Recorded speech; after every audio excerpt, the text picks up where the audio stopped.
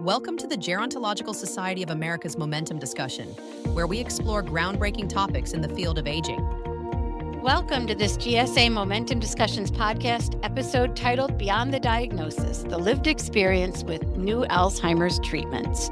We're grateful to AZI for their support of this podcast episode. My name is Jen Pettis, and I'm the Director of Strategic Alliances at GSA, and I'm pleased to serve as a host for today's Momentum Discussion.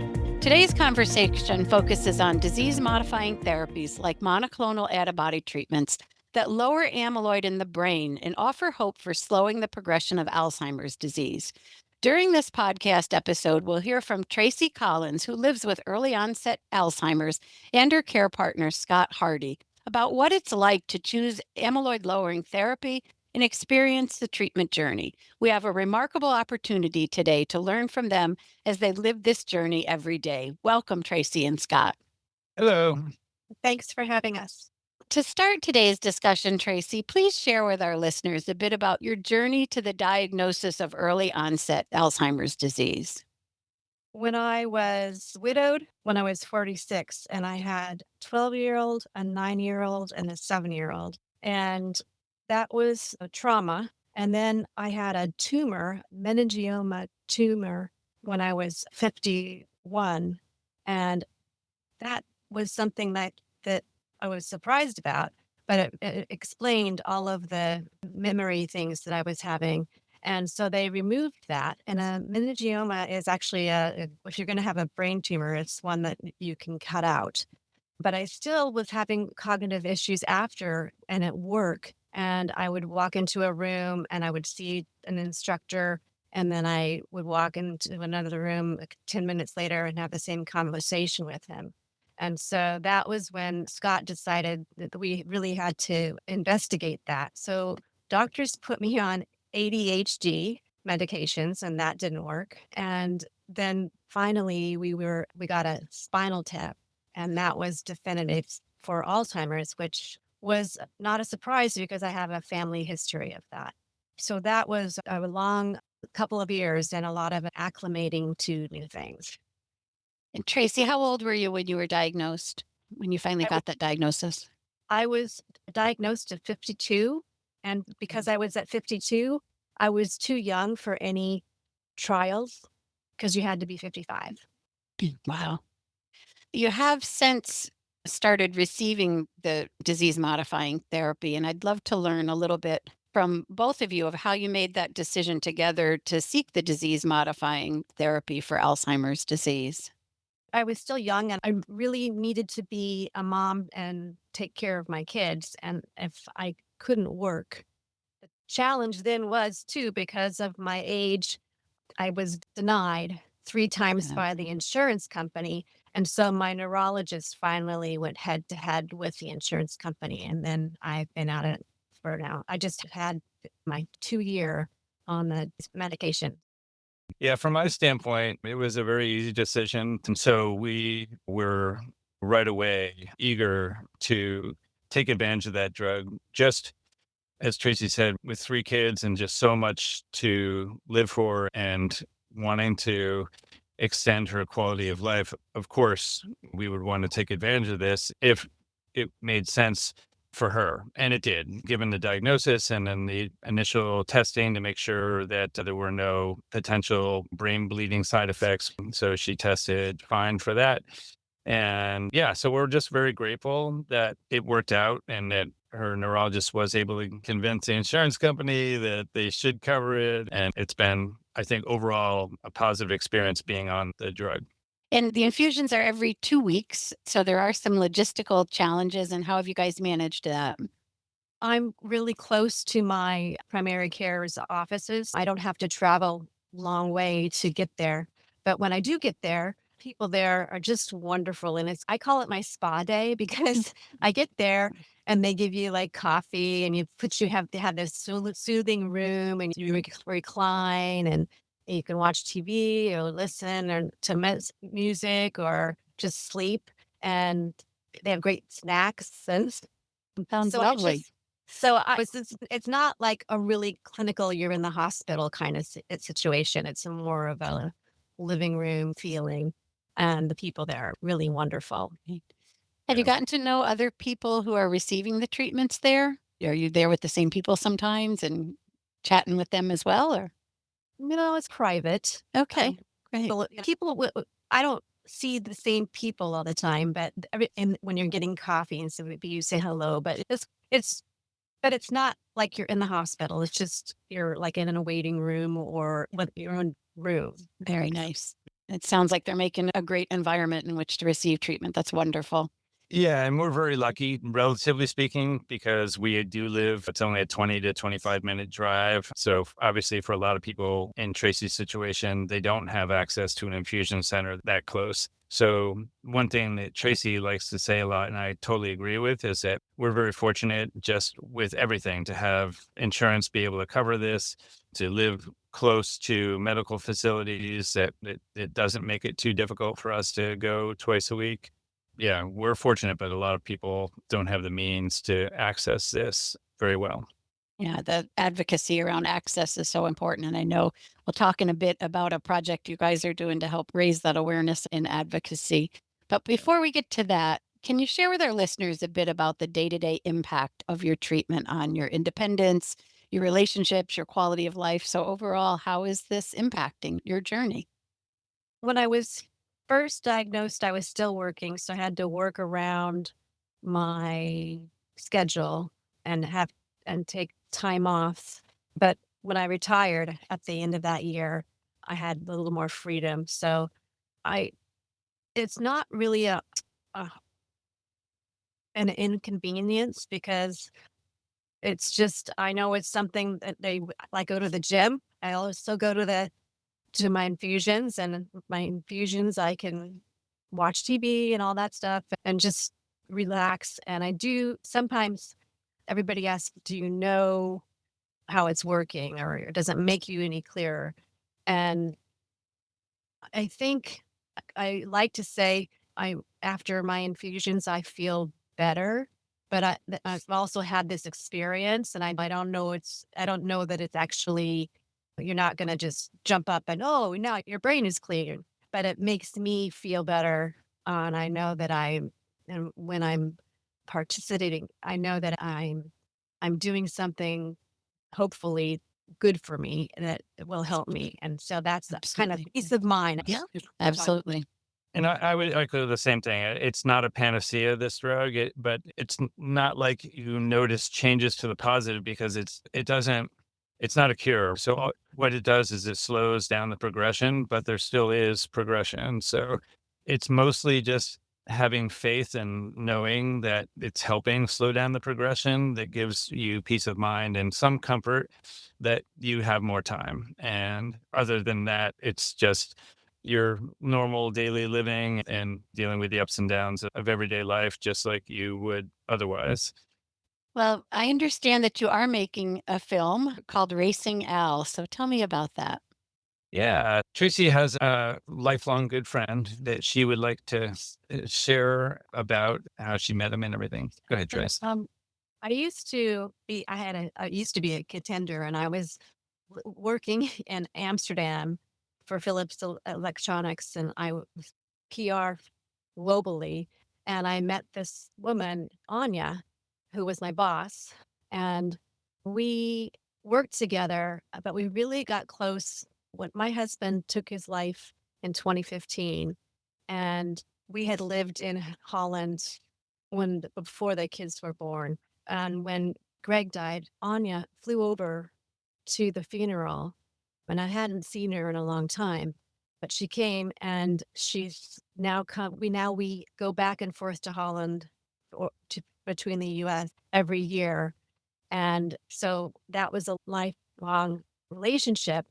And when I got the diagnosis, Kunrad, Anya's husband, he's a cyclist, and he had the previous year he had cycled in the Alps, and he's just biking, I call it. And so he decided he wanted to do an Alzheimer's right for me from Portland, Oregon to Portland, Maine. And you don't understand the roads here. In Holland, they have these bike paths everywhere. So you're not going without me. Then Mama Bear. And so that's how that happened. And so Scott's brother, wanted to do a documentary with it because he's in the film industry. So it became a kind of a project. Yeah. And Scott wants to talk about the project. Yeah. So yeah, Tracy's right. Like Kunrad had this wonderful idea to bike across the country as a fundraiser for Alzheimer's in Tracy's honor. And we thought, how can we help his efforts in spreading the word? He invited us to join him on the bike ride, but my brother and I and Tracy and everybody I know isn't capable of biking across the country. Even keeping up with Kunrad, like his goal was to bike 100 miles a day. So even doing one day with him would have been exceedingly challenging for me. So I knew that wasn't the answer. But in talking to my brother, we came up with this idea to film the journey and to go along with him and in a VW Eurovan. And we camped alongside him throughout most of the trip. And we coordinated with the Alzheimer's Association, thanks to our close relationship with the Alzheimer's Association chapter in Maine. They were able to help connect us to other chapters across the country. And as part of our journey across the country, we were able to meet and do joint promotional events with other chapters and meet people in the communities who, are curious or some experiencing challenges themselves. And then we met random people at campsites who were interested in what we were doing because we had signage all over our van about Alzheimer's and spreading awareness. And so it's just a really wonderful experience to do this trip and to use it as a way for the film to share Tracy's story. And that's really what, the trip was an opportunity, of course, to spread awareness and meet people, but capturing all that and then using that to tell Tracy's amazing story of grit and perseverance and optimism and hope and love is something that we think can have a really wonderful impact by demystifying and destigmatizing the disease. So many people that we met on this trip were so incredibly grateful for Tracy to be out there, putting herself out there and courageously sharing her story with people, including strangers, because it gave them permission to talk about it and to put this loving face to something that's such a scary disease. And so we had a hug counter going for people, who gave Tracy hugs because they just fell in love with what she was doing and who she is and her courage and all that. And we'll use the film as a way to share Tracy's story, of course, much more broadly. And we're looking forward to sending that film to the Sundance Film Festival, and it will occur in 2027. So we get about 9 months to finish up editing and do a few more interviews, and then hopefully get it released in 2027. Terrific. When was the ride? When did the ride start and end? It That- was just from, what was the date? We started. Yeah, we started on August 9th Yeah. and finished on World Alzheimer's Day in downtown Portland, Maine on September 21st. And we had an arrival ceremony at a brewery called the Orange Bike, which was great because Kunrad was literally cycling across the country on an orange bike. And orange is the color of the Netherlands from a sports perspective. So it was, and this place only sells gluten-free beers, and they only brew gluten-free beers, and all their food is gluten-free. And my brother, the cinematographer, happens to be gluten-free himself. So it was just it couldn't have been any better. And we just had this lovely crowd of people waiting for us crossing the finish line and had a wonderful celebration. So yeah, it was really, That's really great. terrific. Yeah. But I would like to say that the bike ride was transforming, but it was also the hardest thing I'd ever done, because when you're moving to a campground every single day and you're living with 3 guys in a van and you can't find your glasses and you can't find this. And then I forgot, what am I looking for? I can't even remember what I'm looking Oh, So I cried every morning, and I usually laughed every night when the guys were trying to put the camp together. And finally, I just said, guys, you never let me do anything. You guys, I can help you with getting the tents together and all that. Let me be with you. Let me have it. So I was being stigmatized by the people that loved. oh, It's the ironic thing. And so that was a good lesson for all of us. Yeah, because none of us knew what we were doing as far as living out of a van for 6 weeks. So we were all clueless and overwhelmed. And of course, it was hard to figure out how to take advantage of Tracy and what she could do to help. But she was one who made the push to, and actually had some great suggestions about how she could help. And then we ended up adopting her suggestions for the rest of the trip, which made things go just so much smoother. So it worked out wonderfully and was just a great learning experience for us all. Yeah. Oh, terrific. Before we wrap up, you've talked about the support of each other and your wonderful friends and brother, but what else for support systems have you've been on this kind of wild journey across the country, but this longer journey to a diagnosis and then through treatment, and what supports have really been most valuable to you both on this journey? Well, for me, I have this wonderful support group of early onset peeps. We get together every Monday, and some of these people came to the ride at the end of they came from New Hampshire and other places. And that was really nice and I think having a digital world, my grandmother didn't have that when she was going there. There was no support groups, and you would never had a support group that was on Zoom. I think technology is the world is changing, and inclusive and being more inclusive, and it is really important. Do you have something to add? So for me, it's unquestionably, it's the Alzheimer's Association, which is how Tracy got involved with this support group in the first place. But they have been just amazing in helping us, with the resources that we need and the connections. The ability to advocate is through the Alzheimer's Association. We've been to Washington, D.C. twice to the AIM advocacy forum that the Alzheimer's Association puts on. And Tracy's voice is really important to be heard. But without the Alzheimer's Association, we would have never gotten direct access to people like Senator Susan Collins and things like that. So the Alzheimer's Association has been just amazing. But the most important way, I think, is just through the sense of community that they provide and the relationships that you gain from working with the Alzheimer's Association and taking advantage of the support groups they offer and going to events that they put on, like the Walk to End Alzheimer's, which we've been to a couple of those as well. I can't say enough, and I know Tracy feels the same way, that if you're at all touched by Alzheimer's, living with it, or you're a care partner, or you just know somebody that you love who has Alzheimer's, reach out to the Alzheimer's Association and find your local chapter. And it's just an incredible organization. Great. I'm so glad you guys are tapped into them. It's so important to be with peers and to have the support of others. So it's wonderful. I want to thank you both, Tracy and Scott, for joining me for this Momentum Discussion podcast episode. It's been a lovely conversation, and I'm sure our listeners will find it inspiration in your story and in the Racing Al film. I can't wait for a preview of that, and I hope that we can help you get the word out when that becomes available to spread that. So thank you both so much for joining me today. That would be wonderful. And we really appreciate the opportunity to go to the conference last week. That was just fantastic for us too.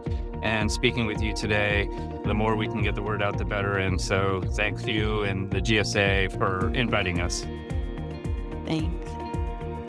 Check out GSA Enrich at geron.org/enrich for engaging learning resources, including toolkits, publications, webinars, podcasts, and more.